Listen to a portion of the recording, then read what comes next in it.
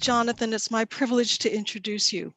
So here we go. You've heard us a million times, but for those who aren't familiar who Jonathan is, let me just give you a little quick introduction. We are delighted to have Jonathan Hamilton-Diabo with us today. Jonathan has many gifts and experiences, and we will only be able to hear a few of those and hear some of his wisdom today. So stay tuned. So we hope to bring him back. He doesn't know this yet, but I'm going to ask him back. Jonathan is from Kahnawake, a Mohawk Nation community near Montreal. He has a business administration degree, but was called, fortunately for us, to be an educator. He worked for several years at the University of Toronto with First Nations House, then as director of Indigenous Initiatives. Jonathan, you probably don't know, but I saw your picture on the First Nations House magazine years ago. So that's how I knew your face before I actually met you. Jonathan's journey led him to Emmanuel College, where he is now assistant professor in the teaching stream in theology and the June Callwood professor in social justice.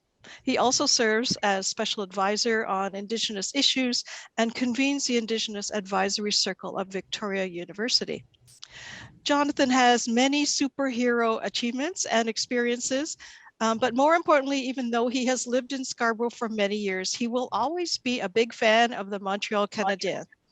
But he has redeemed himself by also being a Toronto Raptors fan. So, Jonathan, welcome. It was all good until the redeem word came out there. Thanks, Kim. Today, I am really honored, and thank you, Kim, for the invitation. And thank you all also for introducing yourself. I think what is so important, we're talking about, the whole idea around right relations, and right relations start is about us getting to know each other, to understand it, and to understand that, as mentioned, everyone comes from different places, different experiences, and have different stories. And that's what I kind of like to concentrate on. Trying to hold a circle on Zoom is not always the easiest thing to do as I look at multiple boxes in front of me. However, though, I'm glad it's much better than some places where I've spoken to, particularly some students, and they don't put their camera on. So it's not, I might as well talk to a wall. So thank you for at least I can see people's smiles, and I get some actual visual cues as best as I can. And thank you for the introduction, Kim. I will just add a little bit more into that as we go in. I just wanted to put forward that today is, yes, presentation, but I'm hoping to also have discussion. I think what is as important is for people to engage and ask questions and talk, and for us to also get an understanding kind of the work that's being done. I am here to give you a perspective. I don't represent all Indigenous voices. I represent from my own way, my experience, what I know from the community I come from the relations that I have. But I will not and cannot speak, for certain situations, and particularly for other nations that are mine. As mentioned, I am from Kahnawake. I've been, though, in Toronto since the early 90s. And the interesting part is when we actually have an opportunity to introduce one another, I try to pick up for some cues of connections. And I think that's something that's really important. As for Kim, I've met Kim over the years through Emmanuel. I believe you were at First Nations House one time as well for a meeting that we had, and maybe been to the Toronto Urban Native Ministry. I'm trying to remember if that was the case or not. But when people talk, you pick up certain things. So as for example, and I'm not picking on anyone, but I may call you out. I'm not going to ask you to answer. But as, say, Martha was mentioning something about her work, I'm assuming that she's done work with Tim Hackborn. And I've known Tim for a long, long time, even when he was out here in Scarborough, working at the East Scarborough Boys and Girls Club. And so we actually meet regularly just to chat. So it gives you a sense kind of this ongoing journey that we have. Now, Brian, you may, I'm not sure, and you may need to correct me if I'm wrong. Were you ever in Scarborough before? I served in a church in Scarborough, yes. Bellamy Lawrence area? Yes, indeed. Right Indeed, around Jonathan, you have a good memory. right around the corner from my house, literally. I do remember the name, and a lot of people from my neighborhood actually went to that congregation. So it was your name that kind of rang a bell somewhere along the way. So again, I also met you through Andrea Christian at yes, Toronto Council Fire. right. Yes. This would have been a while, yeah, quite a few years ago. So in some way, we do have connections. And there's also pieces that I will introduce about myself that may also further those connections. So maybe it's not necessarily, you know, so and so. And I'll have to tell you a story about relationships very soon and the importance of them. And also you can't always assume that the person that you're with doesn't have a connection to you. So just a little bit about me first, as I will kind of expand. As Kim mentioned, I'm an avid Habs fan. I can't really boast about it too much this year, but I'm still living on the glory of last year. That's how I'm living on this year so far. I am a big sports fan. I have this uncanny knowledge, really unnecessary, of superheroes, actually. You can ask me any superhero question, I probably get an answer for you as well. I am a father of 3 children. My wife and I've been in Scarborough. My wife is actually originally, she grew up in Scarborough. And we have 2 children from the ages 12 to 18. I've been a part of U of T for over 21 years, as mentioned, with First Nations House. I was also in the provost office for 2.5 years, helping coordinate the response to the TRC from the university. And since 2019, I've actually been at Emmanuel College. I also teach at Victoria College as well. So I actually teach undergraduate students in the Education Society stream. I also am the special advisor, as mentioned, on Indigenous initiatives. And so a lot of my work has been, and my relationship with Emmanuel started in 2002 when I was a student. And it took me 9 years, but we don't talk about why it took me 9 years to finish my degree, but I made it through. And lo and behold, I am now teaching there, and which is really an interesting way, particularly when some of my faculty members and profs are actually now my colleagues, which is really a strange place to be at times. But enjoying it. I can't say I enjoy grading, but I do like the teaching part. The one thing also I wanted to introduce actually is mentioned, and this was something I learned from Eileen Antone. And I'm not sure if people know Eileen or Grafton Antone. These are 2 elders that I've worked with for a very long time. Eileen and I worked with each other actually at the Native Canadian Center back in 1998. And that's actually then from Grafton. I met Grafton that way. And Eileen always mentioned to me as we worked with each other also at the university, was that when you're introducing yourself, that you really need to go a little deeper than just who you are. In sense, my name Jonathan. So one of the things that my Mohawk name is Degahomosare, which means turning canoe. That's, I guess, when you talk about the translation.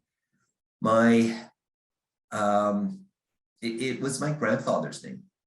And one of the things generally that happens in our community is that when you have a name, no one else has it, meaning that someone who's alive. So it could have been someone who's passed on and you have the name, but no one else really shouldn't have duplicate names. My parents, though, didn't do that, and my grandfather was alive. And so I had his name. And when I was younger, he actually approached me and said, he said, where your name comes from? And I was really young. I can't remember how old I was, but I was young. And I said, yeah, from you. And he said, well, it actually means from the time when when the Mohawks were on the Nile. That's all he said. Now, also being young, I wasn't inquisitive either enough to ask, what do you mean? Of course, that question always stuck with me. Like, what do you mean Mohawks on the Nile? And of course, being in that young age, the thing is, there are Nile River somewhere in Quebec that I'm not aware of. What do you mean? And I didn't really ask. And unfortunately, when he passed away, I never had that opportunity to ask him. Fast forward to 2016, and I was teaching a course at what was then the Waterloo Lutheran Seminary. And it's now the Martin Luther University College. I was teaching a course there. And as part of the course, we would go through doing some visits to like the Aboriginal, at that point, Aboriginal Resource Center. I was interested because I was actually still at First Nations House. I'm always interested to see what other schools are doing, and they're affiliated with Laurier University. So I'm looking around and I'm in their library. And as I'm looking through the library, on the shelf is a book called Mohawks on the Nile. That's the title. Now you can imagine how fast I went across the room to grab it. And it's a book by Carl Benn, who is a historian at Ryerson University. Whether he's there or not, I'm not sure, but it's an account of the time that the Mohawks and other nations as well were part of a military expedition in, I believe, the 1800s, and to rescue officers of the British Army that were captured. And in order to get them, they had to travel down the Nile River, yes, in the continent of Africa. However, as I guess they weren't as experienced to go down and navigate rivers as the Nile, they looked towards the indigenous communities in North America, Turtle Island, because that's actually how we traveled. And if you've ever been near Ganawage or see Ganawage, we're actually right on this where the seaway is, and right next to the seaway is the St. Lawrence River. Well, if you ever try to navigate that river by boat, paddling, you get a sense of it's swift. And I used to kayak there all the time, but I kayaked on the seaway side, not necessarily on the river side, because it takes a great deal of effort. But that was part of that story. That's where my name comes from, was from that time where people from my community and neighboring communities, and also the Anishinaabe people as well, volunteered to take part of this rescue. And that's where my name is from. And so what this helped me understand, and as I thought about this over the years for myself, was just that it is more than just meaning turning canoe. It was more than just that it belonged to my grandfather. It actually, the name belonged to his grandfather as well. But it was also part of my identity and experiences of my community, and part of their journey that they undertook when it came to relationships, when it came to this story about them being down the Nile, and this connection. So it is about these pieces about who we are that we need to think about. And today, a lot of my talk is really going to be focusing a lot on this whole idea of relationship building and understanding that the more we talk to one another, the more that we learn from one another, the more that this journey and this relationship will strengthen. Now, how I'm going to frame this is a little different. I'm going to start this from an aspect of truth and reconciliation. Those have been the big words for the last since 2015. This whole idea and different ideas behind it. And understandably, people are at different parts of this journey. People are either at the beginning stages of learning or have been deeply involved for so many different years. The one thing, though, that I really wanted to emphasize in this case when it comes to this whole idea of truth and reconciliation, and this is something that Lori Ransom from the United Church spoke about at Emmanuel last year, which was speaking, and which I fully agree on, and other people have said this as well, that the truth and reconciliation is not a finish line. And I think sometimes people think about this more in bits and pieces as opposed to a journey, a process, and that it will take time. It's something that maybe not, whatever the ideal is, will it be achieved? Because what we're trying to deal with is all these years of relationships, and even prior to the TRC and prior to residential schools, is to understand all these different relationships that existed or didn't exist for certain communities. And so what we're going to do is I'm hoping to have also, as I mentioned, not just me talking, but having this opportunity for also to have a bit of a discussion as well around these ideas and that what people are doing. And I think it's also about supporting each other. However, I also think it's important to understand as well, when we talk about right relations, is to understand in your own circles, in your own way, how are you engaging with Indigenous communities, different Indigenous voices, and where are you with that? Because what is so important to understand is that this work cannot be done without Indigenous peoples. Many of you may have heard of Lee Miracle, very prominent writer, author, poet, teacher, knowledge keeper. I had the honor of working with Lee, I lost track, 15 years. We had her at First Nations House as a writer in residence. I got to know her family, her children. I got to know her very well. I worked with her for such a long time. For those who maybe don't know, she, although it was in the news, she passed away suddenly at the end of last year. But she had such a, for me, a significant impact, and she had just moved up to BC.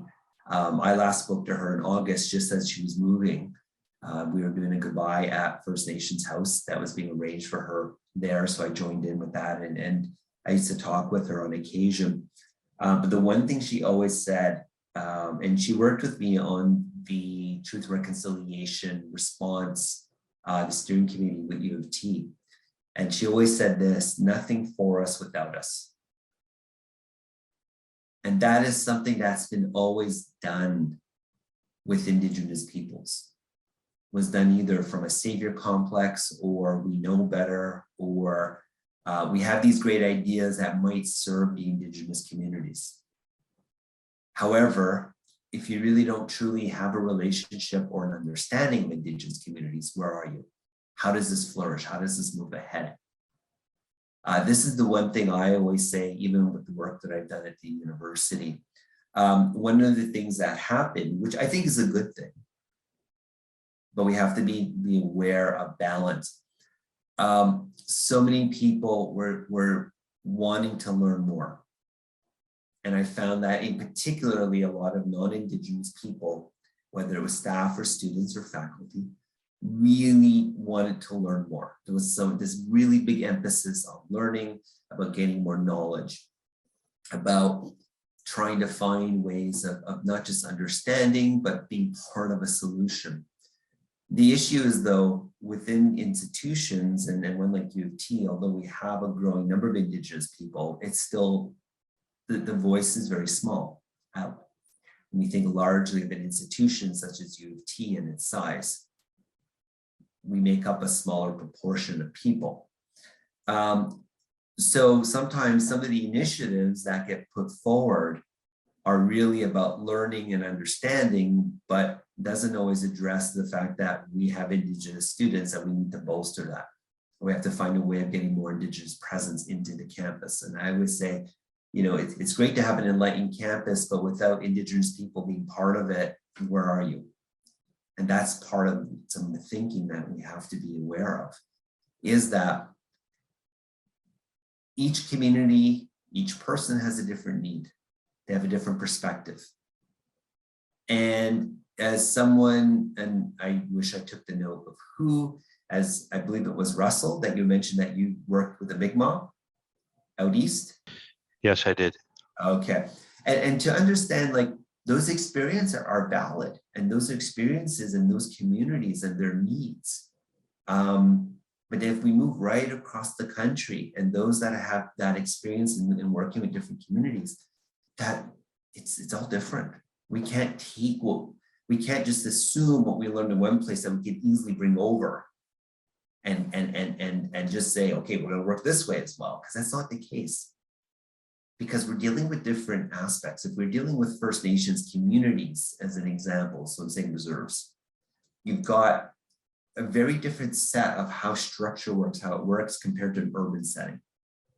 In a rural setting, the Indigenous communities work very differently. Different needs, different ways, also different nations. Particularly in a place like Toronto, we're going to be encountering so many different nations, as opposed to if we look at one First Nations community, we generally have one group, generally. Not always the case, but that's most likely going to happen. But when we're working in an urban setting, we're dealing with so many different experiences, those who maybe had no connection to their own communities, those that have a connection in the community, but been gone for a long time. They come from different parts of Turtle Island. And so I think there's these ideas that we have to, that we have to have this understanding. And this is where, to me, as I mentioned, this journey is actually about truth.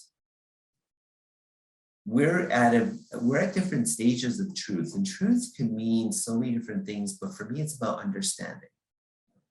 We really cannot achieve or come close to any sort of process of reconciliation if we do not have understandings of truth, understandings of cultures, understanding of people, needs, experiences, histories. Without those, it really makes those relationships difficult to establish. Now, many of you are at different paths and maybe already have these relationships as they're growing. But there's many that are also, that my experience when they're starting, it's a difficult phase sometimes, and it takes a long time. I remember at Emmanuel, at a symposium that we had an elder, Esther Wesley, come in, who was working with the Anglican Church. And these words always stuck with me. And she was saying to the audience, and this would have been Emmanuel students at the time and faculty, now she goes, yeah, you have basically, I'm paraphrasing, so that's not word for word here. But what she indicated was, yes, you do have a job to do when we're doing this. And your role right now is to listen, and listen some more. We can't just jump in and assume. I've come across so many people that because they hear of the residential school experiences, they hear of the tragedies. This is the first time for many that they're engaging with this, right? So there's this shock. There's this like, how could this happen? And they want to jump into the reconciliation. What can I do? My response in one of those cases was literally, you have to read a book. You have to have a grounding somewhere. If you don't have a relationship, get started somewhere. It gives you at least an insight into a starting point. And so there's so many different places of truth and learning. And to be honest, there isn't this kind of, it's not like two parts. Part one, I learned the truth, check. Part two, I'm into reconciliation. It's actually all together. And I'll give you an example. As mentioned, I teach at Emmanuel. And sometimes, along the way, I have people who are well versed in the whole aspect of truth and reconciliation and residential schools and the learning, and they've taken a journey and they've really done a lot of work. And in some cases, they're so focused in on the reconciliation component. They feel like I've got so much of this knowledge behind me now. I just need to enact it. I need to move forward. I've learned all I can learn. And I had to kind of step back, kind of have everyone step back and take a break and say, listen, that's not always the case. There is always learning to do. And it's depending on how we learn. And I give this story one time. So as mentioned, with all the work that I've done, I've always been aware from my community and just having people within my own family that I know that attended residential schools. I had people that I worked with in the community in Toronto had been to residential schools or had family that went to residential schools. So, I had this kind of already background. In addition, I was also, at Emmanuel. And so some of my teachings and learnings were towards that. I've also heard from survivors over the years, and even way before the TRC, excuse me, people talking about it. So I always felt that I had this good grasp of what was going on within, about residential schools. I thought, of course, there's always more I could learn, but I'm really solid on this. This was until one day I had a meeting up at Algoma University. It was a provincial meeting of all my counterparts by other institutions. We meet, twice a year, and usually we meet once in Toronto at a location, the organization that helps pull things together, or we meet at one of the schools. And so Algoma was hosting this particular year. It did not occur to me, did not even make thought until the minute I stepped on those grounds that I realized where I was. And it was just suddenly, the second I got there, it just like dawned on me, it's actually in the old Shinwalk Institute. That's where it is. Now, our focus was not on residential schools, but we were obviously exposed to that particular school and its history. They had the Shinwalk project that's built there. We had a tour. We had a walkthrough of the place. Things that we saw would have been like the church that the children helped build. We got to see the places where they would be living or staying. We also saw the graveyard. And I can tell you from that experience, I could not walk into the graveyard. I got to the boundary and I had to stop. I just couldn't do it. But something changed in me that I was not expecting. And suddenly, all that knowledge that I had here moved somewhere, and it moved here. So I relayed this story to the students, saying, I thought I had enough knowledge.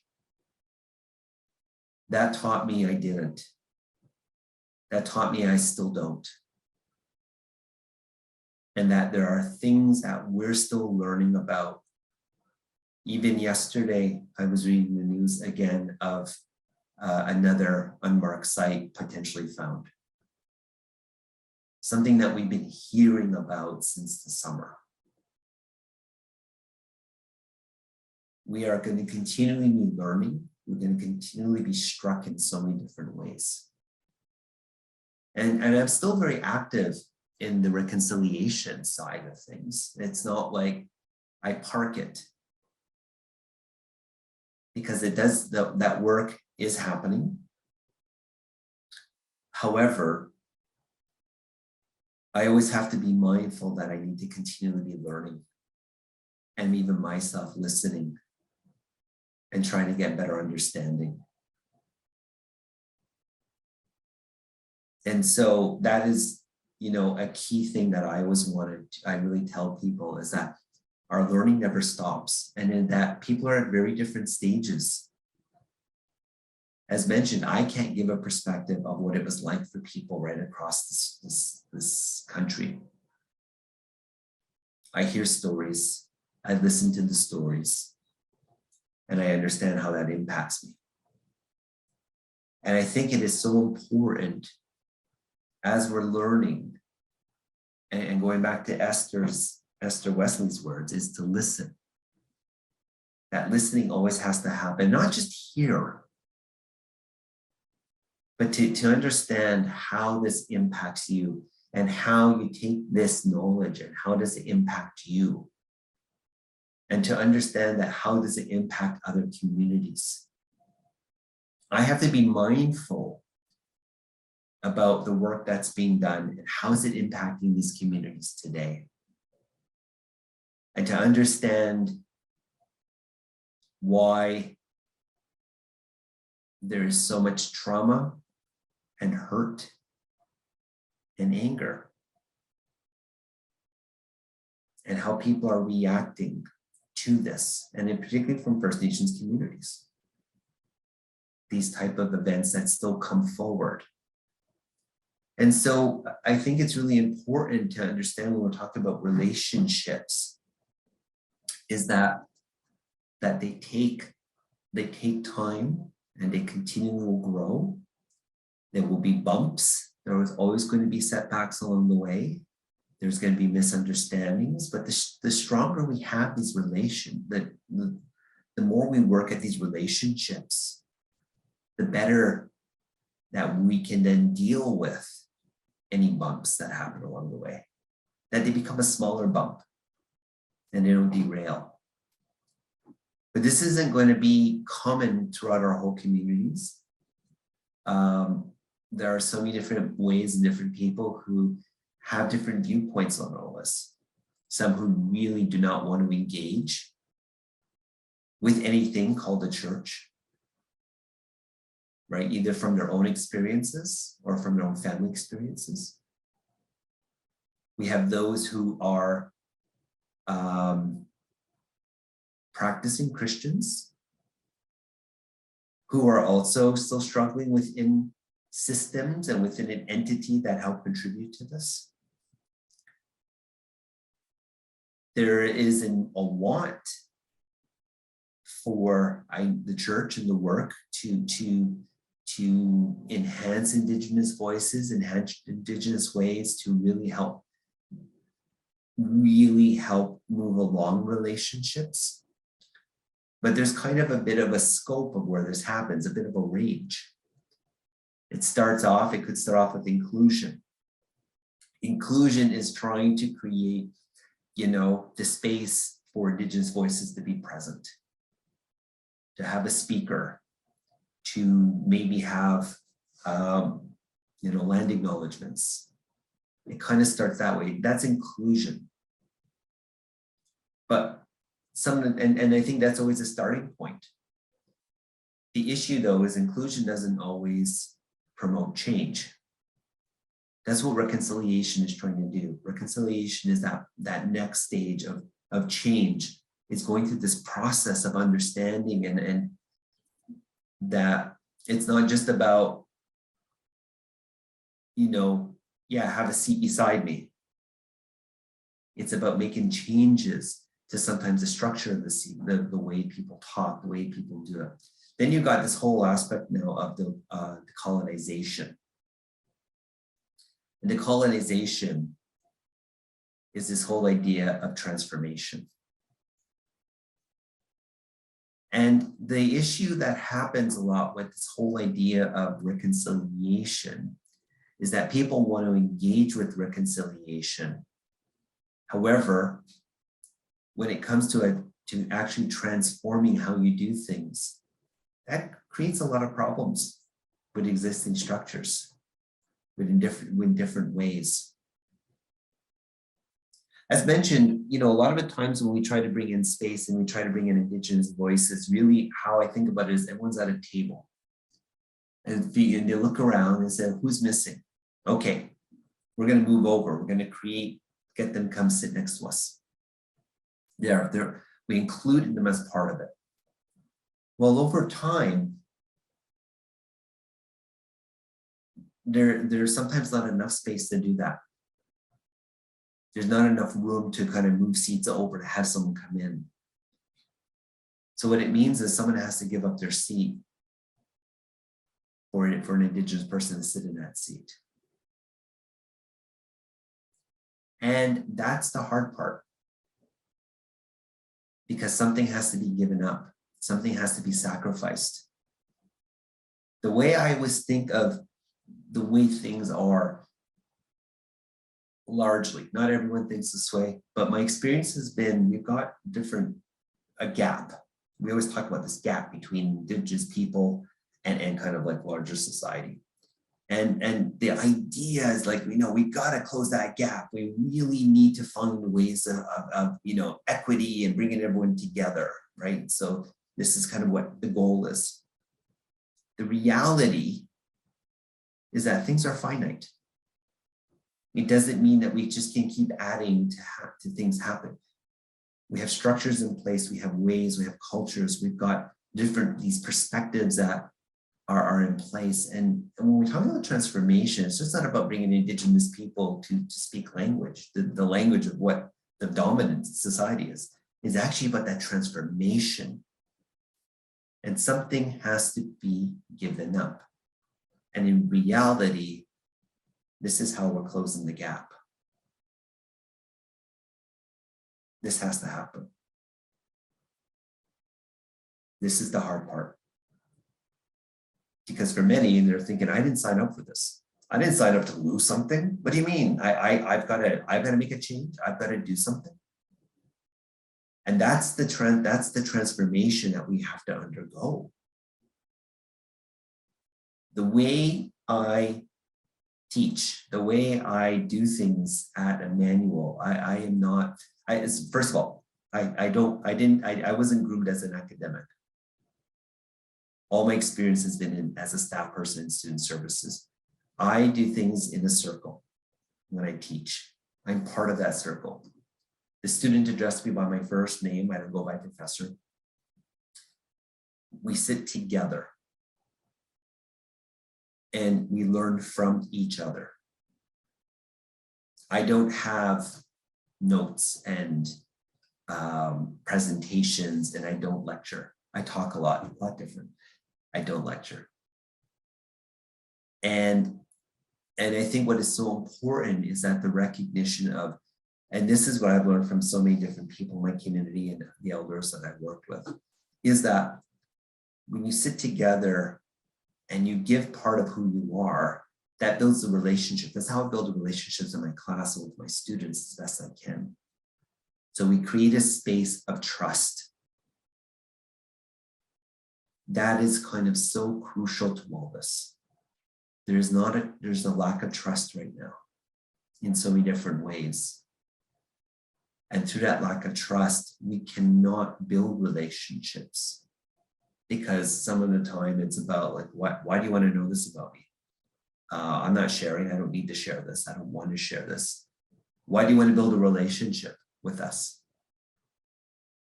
What's in it for you? And again, this is this whole aspect of trust, and we need to move along. I realize as I said, we're going to have a discussion. Apparently, I'm having a discussion with myself this morning.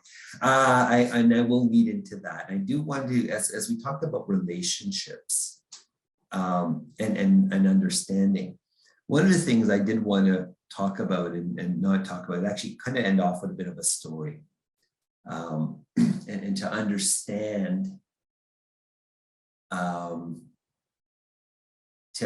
how relationships work within our own communities at times. And they happen in different ways that we would never expect. So many years ago, when I moved to Toronto in the early 90s, my mother actually was really she was really active with the United Church in Ganawage. And so she got to meet a lot of people over time. Now, just to give you some context about myself as well, and so just to give you a sense of where I come from, I was raised Catholic. I was actually raised in the Catholic tradition in Ganawage. Katarina Kakuita is a saint on our community now. That was in my community, the Catholic Church was probably the more prominent of the traditions. We also have United Church. We also have Pentecostal, Jehovah's Witness, the Longhouse. We have so many different traditions that are happening there. And my journey is from the Catholic Church. I got married in a Baptist church in Montreal, but when we moved to Toronto, we ended up at Victoria Park United Church in Scarborough. And that's actually how was my engagement. My mother was engaged with United Church at that time. And that's how I got led to Emmanuel on the road. But during that time when we moved here, my mother said, there's something that you need to meet. And I never met to this point. His name is Grafton Antone. Grafton is a minister in the city Okay, I never met him. I knew he was Oneida. So I just knew this Grafton out there in the city, never met him. And so fast forward to 1997, and I started work at the Native Canadian Center in Toronto in Spadina and Bloor.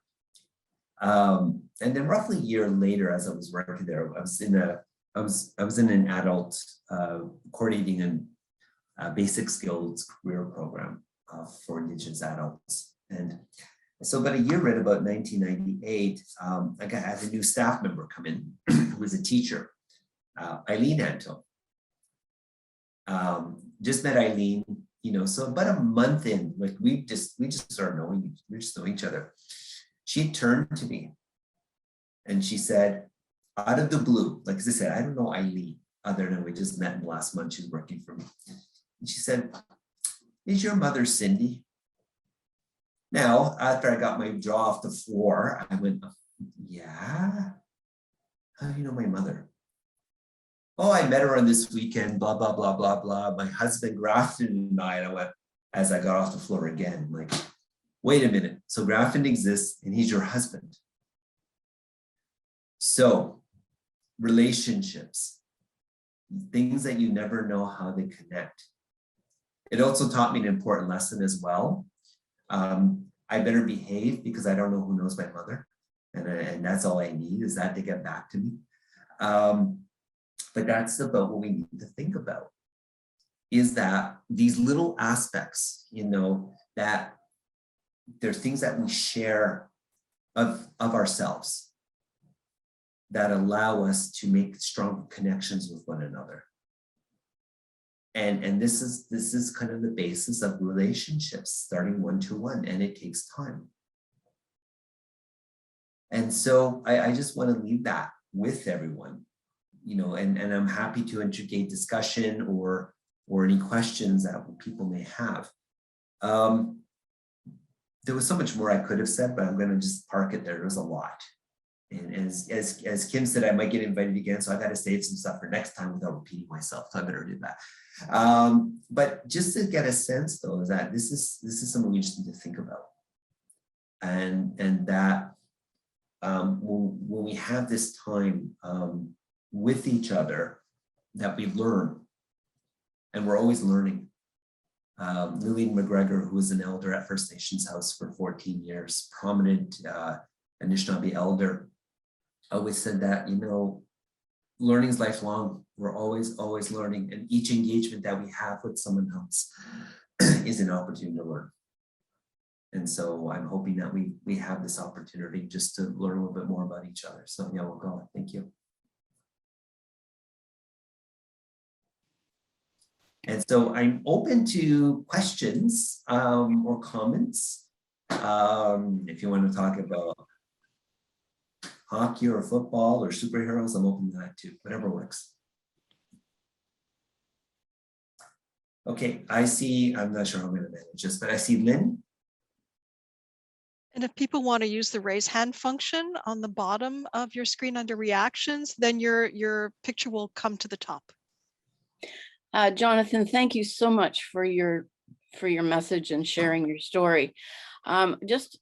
I've had this come to my mind recently because the government has just said that they will release all documents to the Winnipeg, I forget the name of the institution, that will house all the documents. My question is, do you know whether the United Church as an entity has released all the documents that they had on their residential schools? Do you know anything about that? I can't say necessarily with the United Church or other churches of what they've released or not released. I know from this, just from the documentation or media, that the TRC in general, the commission did have difficulties getting documentation. And so, and the entity you're mentioning is the National Center of Truth and Reconciliation. So that was actually the TRC, the commission morphed into or became this was the next phase. And so that is actually out of the University of Manitoba. So I think this is encouraging, but we never know what it means by all documents. I mean, we always hear things and we're not sure what they're still releasing or if it's redacted or not. Right. But unfortunately, I can't say off the top of my head in terms of the United Church in general. So I don't, Kim, I see your hand up. So maybe you have an answer to that. So I can speak to that. Right from the start, the United Church Archives opened all of its documents to the Truth and Reconciliation Commission, and it has been open all along. Even when the archives itself was moving to another location, they kept their documents available so that they could be transparently visible and available to the TRC work. So the United Church has done that. We have far fewer church schools than the Catholic Church, for example, but maybe that was easier to keep that open. But that was one of the commitments of the United Church, following its apologies, that its documents and its records were transparently available. Thank you for that. Thanks. And it's different from entity to entity and how they're engaging, as we're seeing like the Catholic Church in general, although there were different degrees of apologies from different parts of it, but with the Pope coming, that's going to be, well, I'm just waiting to see what happens out of that. But again, also with documentation, I don't know if they've made a commitment or not to release, but we'll see what happens. But in the sense that it's going to be interesting to see as more documentation comes forward and how does that become available to public. So yes. Did I see another hand? Ronnie? I don't know if you've heard of pay rent services, but as part of the Indigenous Rights Solidarity Group, I learned about it because Trinity St. Paul's has been doing it for, I think, a number of years, where every year they have 2 services where they raise money for some Indigenous organizations in Toronto. And so then this year or last year, Bathurst did it for the first time. We had a pay rent service, and I just wondered if you had any thoughts about it and reactions. It's kind of a symbolic thing to, There's a lot of different places that are trying to figure out how to engage. So I'm not here to say what's right or wrong, and communities can kind of think through what their priorities are. The one thing I always say and think about is, what's the purpose behind it? What's the reason to do this in terms of support, and what does it mean to the community? But what does it mean to the relationship as well? If it's done from a place of guilt, it's quite a different gesture than it is one to say of relationship and building and wanting to learn more. For some places too, it's and I'm not saying in this case, but in some case, sometimes it's this whole aspect of a check mark as part of reconciliation. We've done a land acknowledgement. Okay, that's good. And what have you learned about the land acknowledgement? What are you doing to continually grow from there? And again, these are part of processes. So I think, in terms of supporting, works that are happening, I think that's always a good thing, because there are so many places that are so underfunded, or struggling, or just, they're doing so much more work than what they actually have financially to really, people are giving up so much of themselves. And so I think if there's a purpose, what's the purpose behind it, and how do you move forward with it? And if it's building, right? But if it's something about, I'm just going to write a check and I'm going to give it to them and that's it, we're going to move on. Again, it just means something different, right? And organizations, sure, they're going to be happy to receive it, but there's still no relationship.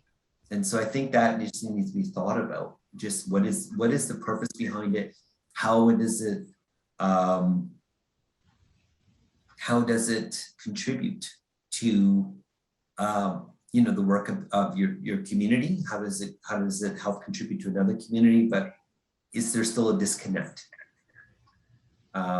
Is it as easy as, you know, for me supporting an initiative overseas and giving money over there? I don't really know what's going on in some way. We just hope it helps.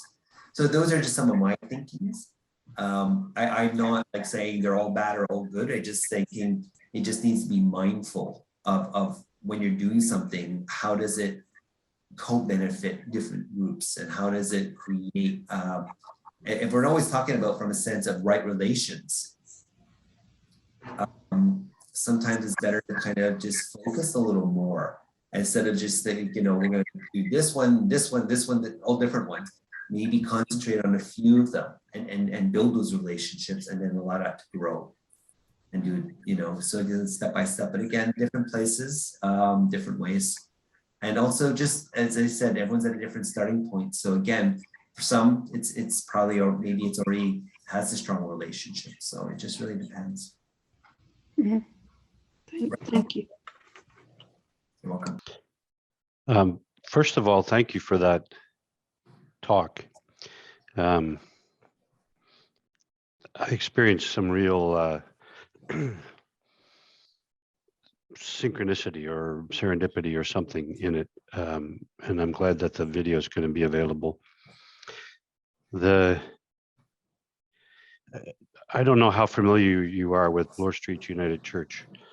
It's just up the street from Emmanuel. So it's a faith community that has sub-communities within it that are connected to Indigenous people and doing some good projects. And it's a faith community that's leaving its building for 4 years to engage in this big redevelopment project with the condo development, and the national offices of the United Church are to move in, and probably the national offices of the Presbyterian Church and the Anglican Church, and there's a synagogue that's partnering with us. Should be a community center.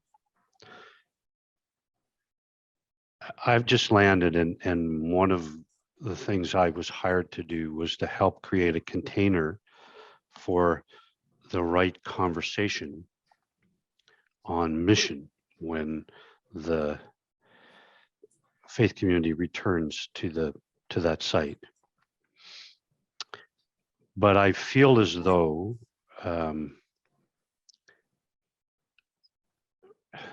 the space in which these expectations are located is hovering a certain distance above the ground, and is not being grounded in that land. I know there were no consultations with the local First Nations about the redevelopment project along the way. There is a growing understanding that we should be moving into deep conversation with the local First Nation and other Indigenous folks and an array of people, so that we have our transformative conversation in a way that brings us down and grounds us into something real and authentic. It's a long question. I'm almost done. There's a much greater attachment to the verb to do in the culture of that congregation, like the United Church as a whole, than there is to be or to listen. So I'm just wondering if you have any responses to what I'm telling you, or any advice or any reflection that might help us shape this reimagining, this deepening conversation in a good way. So there's so many different directions I can go with this one. One experience I've had with the university, and maybe it's kind of parallel to what you're saying, and I can bring it further along the way. I think the first question that I have is, as you're engaging with Indigenous groups, whether it's the Mississaugas of the Credit or current or urban communities, or even some of the other historical nations that lived there. Example, Wendake, the Wendat, or Huron as well. One thing that I'm always careful of and want to make sure is within your own group, within your own committees that are really thinking this through, who is part of your community that's Indigenous, right? There's a difference of, we bring in Indigenous voices a lot of the times. What we do is we bring them in and then they go after the task is done. But you don't have someone that's internal, that's making those changes. That used to happen a lot in Emmanuel, where I would be brought in a lot for different discussions, different things that I would either contribute in different ways, but I wasn't formally part of that community. And it's changed now that I'm actually a faculty member there, and I have, you know, a very different stake. I'm not someone who gets brought in and I leave when the task is done. They can't get rid of me now. Maybe that's what they should have realized when they brought me in. But what I mean is, so I think, first of all, you got to look at within your own communities. Is there someone there that is going to be there after this is done? Right? Because it's so easy to bring in people, and once it's done, they're gone and you're continuing on, but has there been some shift or change? So that's the first thing, is to kind of think through that. Historically, there are different ways to understand different perspectives, as you mentioned. The Mississaugas accredited have really been very active in the city of Toronto as one of their territories and been engaged. And they provide particular experience, but they also understandably, like, this is their, you know, this is their territories. But you really do need to also broaden it in the sense of ensuring that those that are in the community here as well, that are their voices are heard in addition. And so to understand you're going to get different perspectives, that's okay. Like, that's always going to happen within our communities. There's going to be different ways of how to look at something. And so when I was at U of T, and I'll go back to that kind of story at the beginning, what we did was U of T is undergoing this huge, what's called the Landmark Project. And so right where Convocation Hall is in the main area, they're redoing that whole space. And so when they started this, it actually happened just, I think, as the TRC or prior to TRC. So they kind of went along the way for the first year or so developing, but there was no Indigenous voices. And so the TRC, the relationships and the understanding about having Indigenous people at the beginning was really important. So what they did was they created a committee that was to help address this, and also to think broadly about the whole project itself and where could we ensure that Indigenous elements were part of this to be visible on campus, because that's always been some of the issues, the visibility. If you walk through U of T, you don't see a live presence of Indigenous people, maybe in certain spots if you know where you're looking. But if not, it's not like walking through like Victoria, BC. It's in your face. You know that there's communities there. Toronto's not quite that way. You have to know where to look and where to be.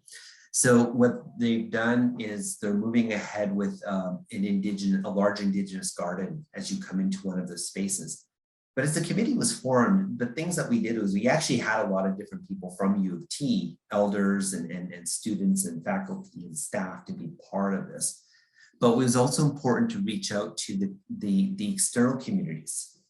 And that did include the Mississaugas, that included Six Nations, and that also included Wendake, which is in Quebec, because the Huron actually had space. They were here, they lived here. And so we reached out to those communities to see if they wanted to be part of the committee. And we actually did get commitments. And like, for example, the Wendake said, yes, we do want to be part of it. And they actually had people from their community be part of the community. Now, I don't know where it went, because at that point I was actually chairing the committee and I left to move to Vic. And so my involvement changed. But that was a really big part of this, was that connection. And the interesting part, what we had to do was also who was making the invitation to these communities. And to show how, you know, so it wasn't just me and the co-chair reaching out to them, say, hey, It actually came from our president. And the president, in some cases, met with their chief ahead of time. And that talks about the level of how serious this relationship meant. That it was our president reaching out to those communities. It wasn't me. And that set a whole different tone about understanding and working with those communities. So those are just some aspects to think about as you're doing this, is also who's involved, and from the aspect of these different places of who's doing the inviting and how do you do that. So those are, I'm hoping that's helpful. But those are just ways, because I understand some of the historical component in real life. I think it's all part of the package as you're doing this. And to understand too, when you know, sometimes when you say the word mission, you have to understand, what does that term mean to Indigenous people? To missionize. And it's not always in a good context. I can't really think of a time it wasn't a good context in some way, right? Because what it led to, and it was really more about assimilation. It was about removing. And so we have to kind of think of some of the language that you're using as well. And how do you transform it to something a little different? So just to be mindful of that as well. I hope that answers something. Yes, it's very helpful, and I think you're really on point with the word mission. Ever since Kim and I worked with Jamie Scott, we've learned to be very careful around that word. But I also think that it relates, the fact that it's what they want is what has been asked for is a mission vision for this time. Yeah.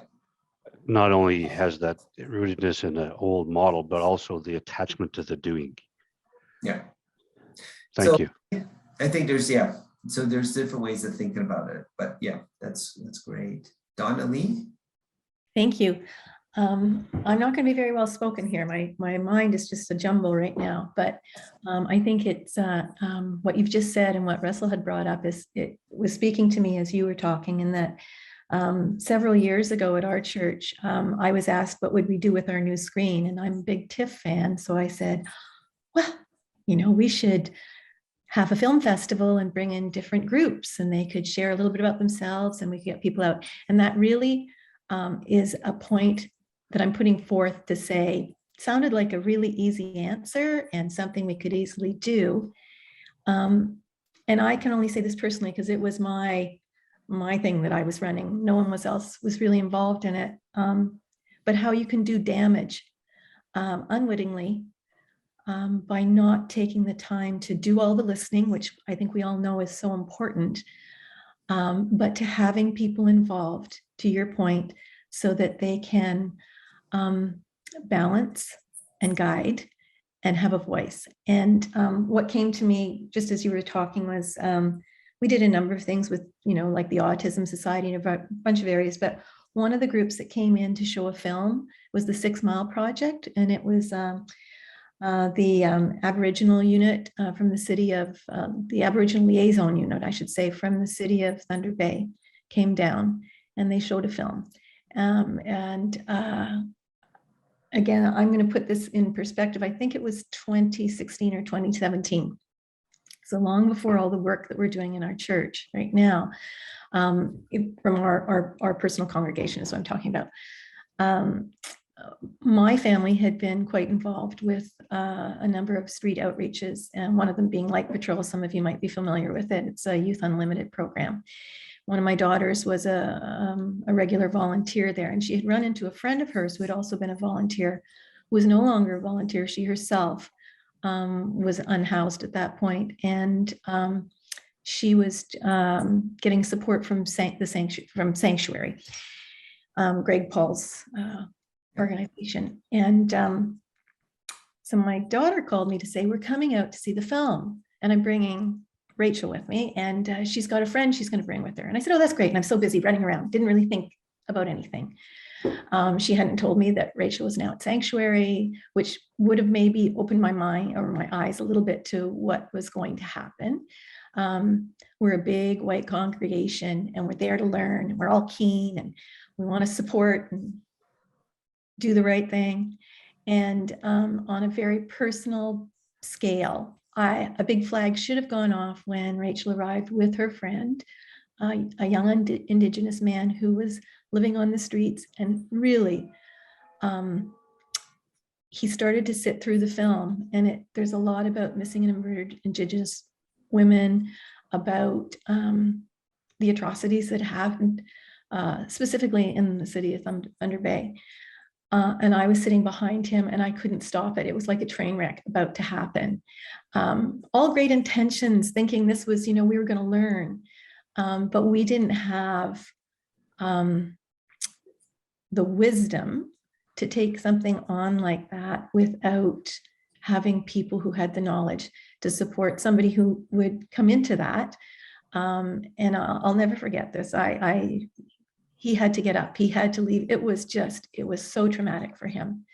And so that's something I just bring, is that we really need to, I think we're also keen to want to help in right relations, but we really can't do this on our own. We have to make sure we're doing it alongside. And the other point I was going to make is when George Floyd was murdered, I think a lot of churches got really involved in that. And we have been working with Connect Ministries it's an urban ministry in the city.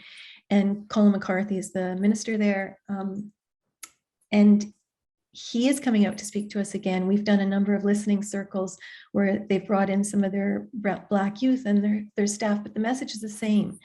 And it is, as he has said all along, we need to build the relationship first. We need to be friends with them.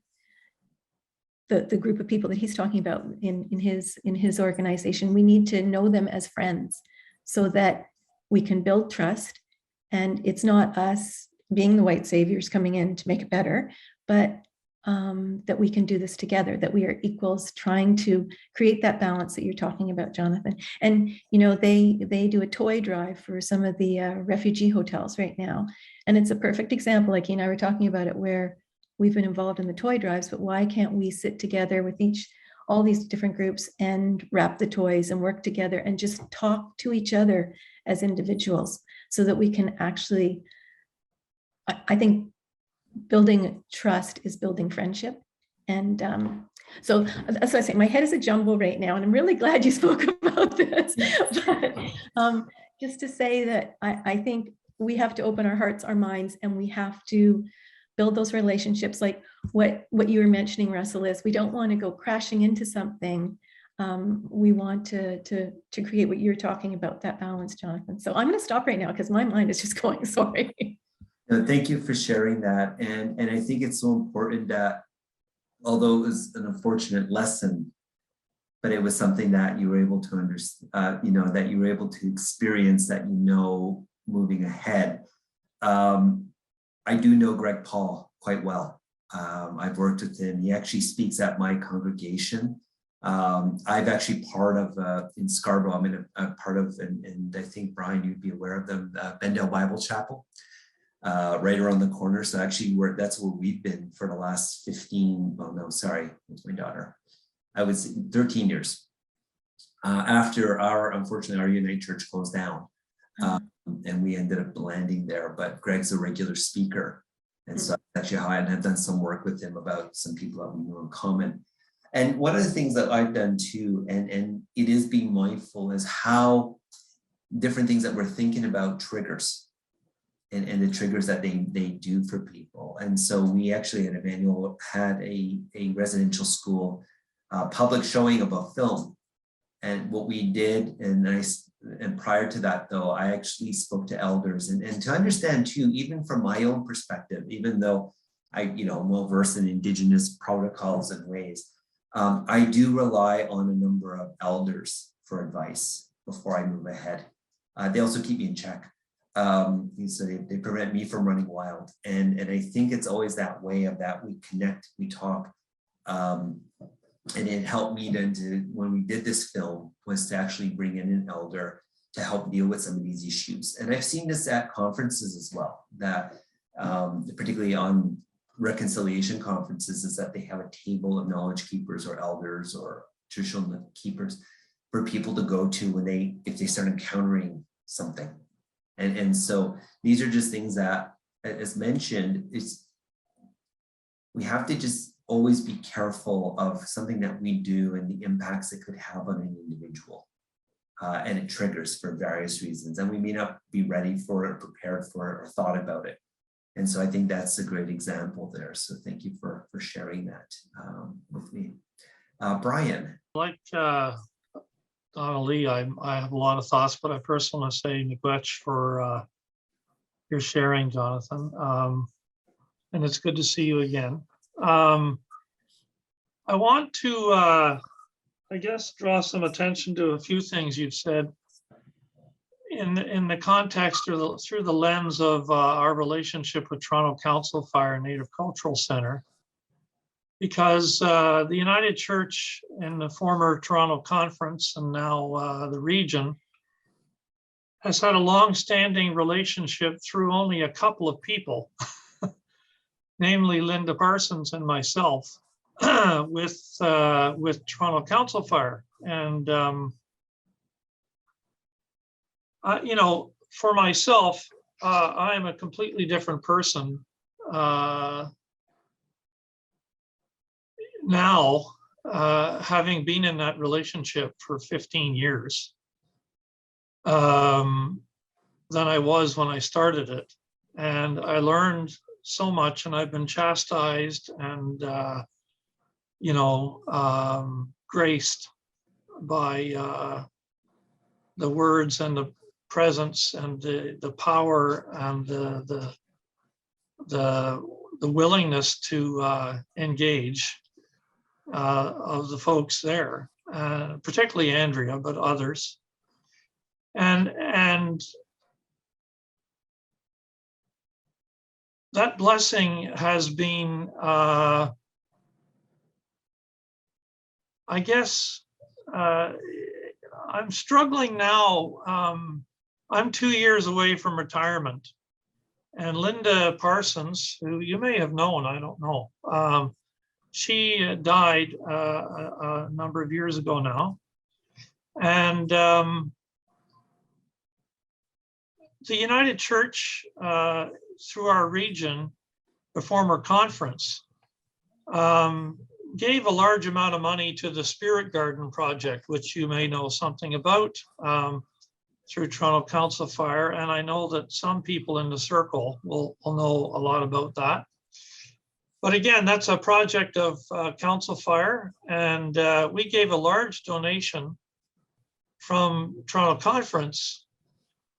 And I've been trying to connect with the other regions in Ontario because it's an Ontario-wide project. I've had little or no success. And I'm the only one that serves on that working group now, the Restoring Relations Working Group. And we have monthly meetings, and they're wonderful for me as an individual. But I guess what I want to draw back from some of your comments is we gave a donation, and I'm the only one that has really engaged that relationship on our behalf.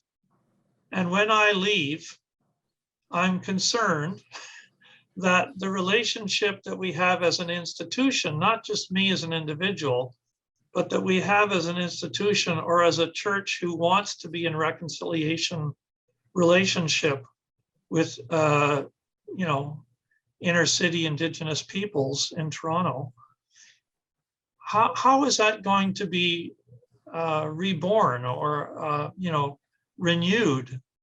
And how are we going to, you know, I guess I'm really struggling with how we're going to be engaging the United Church through that set of relationships when I'm no longer in the institution in an active role, if you know what I'm trying to say. I may always be active in some way in my retirement or whatever, but I won't have the same kind of role or authority or whatever. So I'm thinking about that, and I find it somewhat frustrating, to be honest with you, and with those on the call, but also challenging, even when I do try to do something about it. I'm not just talking about finding another volunteer or something like that. I'm talking about a deeper sense of connection than just naming another name to be on the group. You know what I mean? So I'm wondering if you have any reflections about how institutions can renew relationships with people beyond just the individuals that they represent, that represent them. Yeah. I guess is part of what I'm asking. Yeah, no, that's always, and it always is a challenge that I find is when you have, as you said, like you represent an entity, but it's more of this personal relationship than it is an entity relationship. And once that is gone, it's gone. And I think it is partly what you probably need to do. And it's not more than just who's ready to volunteer, because again, different commitment, different ways, but it's more about, you know, from where your standpoint, the people who you need to engage with say, 2 years out, this is going to change. What is our relationship and our commitments? And if we're not committed to this, like, why are we naming someone to this? Why is it going to fall apart? Is this something just not important, or is it because Brian's doing it? And that's a different way of thinking about it. And I think it challenges the community to think through whether or not this is something that they want to do. And it comes down to priorities.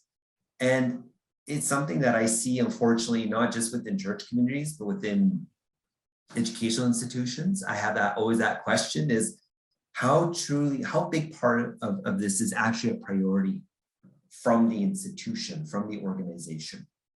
And if the supports aren't there to help move this along, I think, Brian, what really needs to happen is a discussion within your community to say, here's the reality. And once this is, after I leave, very much could be gone. And is that something you want? Many years ago, I always go back to these stories about U of T and First Nations House. But many years ago, I had students approach me about wanting to create a garden on the campus, a medicine garden, which I think is a fabulous idea. But I said, in a few years, you're gone. Who is going to take it over? Who is going to oversee this? And we started to see that happen, where the entity that the association that really wanted, you know, that was really gung-ho, and it was the, you know, it was the idea of one person. After they left, it sort of became like, oh, we have to do this. And the garden didn't get the attention that it needed. And so I had to step in and hire people, or we had to kind of convince people within the organization that someone should take it over. And so we went through there, and then we would find someone would come in as a student and they were really interested in it, and the garden flourished again. So sometimes it is reliant on that one, but as a body, they were committed only because, oh, it's part of what we have to do. And that's kind of, I see some parallels happening right now, is that they, you know, they may feel like, oh, we have to do this because we have this relationship, but where's their heart in all this? Where's their thinking? Where's their, you know, that, you know, really, do we really want to have this relationship? Or does the relationship change somewhat? And how does that change? And with who? You know, Toronto Urban Native Ministry, which I know also has moved as well to different parts, but it's an understanding about sometimes there's relationship change. What happens if Andrea leaves with that relationship? So again, they are somewhat reliant on individuals. And so again, it's a buy-in that needs to happen and thought. So I just wanted to, you know, those are just kind of my thinking, is that the reality is that the relationship might change with you leaving. But I think people need to be prepared for that. And you need to have those discussions within your own group to say, if this is truly, we're saying it, then we need to live it out. And what does he mean by living it out? And and how are we engaged more than just the one-to-one, right? So that's just kind of my initial thoughts on that, what needs to be done, and just understand what might be the reality.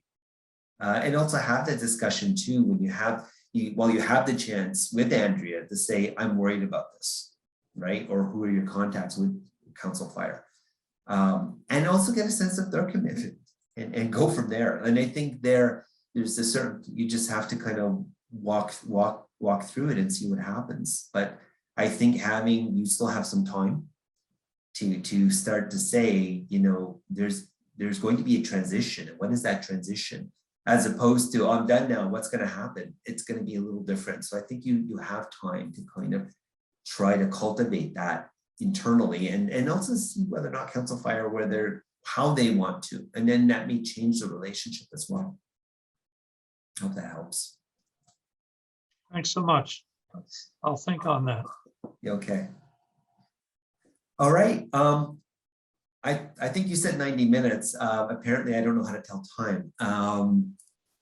And so I think maybe at this point, thank you everyone for your questions and for having me here. I really greatly appreciate this opportunity to meet all of you and also reacquaint with some people like Brian and Kim, as I've known for a long time. And so I'm really happy to have this opportunity just to be with you and share and just for us to be together. So Neil, we'll go. Thank you. And Jonathan, as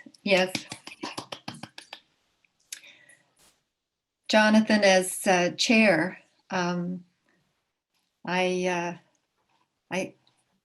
thank you very much. I mean, you've given us so much to think about on the topic of relationship building. And the one thing that you did say about reconciliation is that there's no finish line, because it's a process, and of course it's a transformative process. So things are going to change. Relationships are going to go in a different direction, and but it's good to have a project that is solid, and because the whole intent and purpose is to build stronger relationships. And it's not easy, and it's scary at times. So thank you for all the wisdom you've shared with us today. Thank you. I appreciate being here.